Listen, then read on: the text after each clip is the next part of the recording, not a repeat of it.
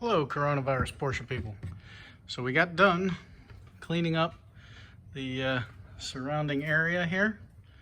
So now we can actually see our attachment bolts and the electronic plug for the electronic speedo in the 968.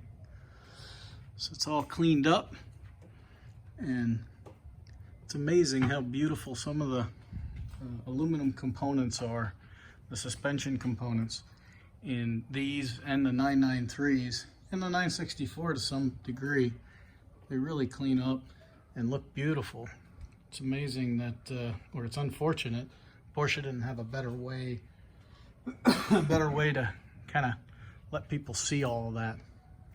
But we got her clean, and now we were ready to start taking her out of the car. Everything on the inspection looks good. Looks like all the parts are there. Some of the original marking paint is still on the transmission, which is very, very cool. So, thanks for watching. We'll keep you updated. Check us out at BreitWerks.com.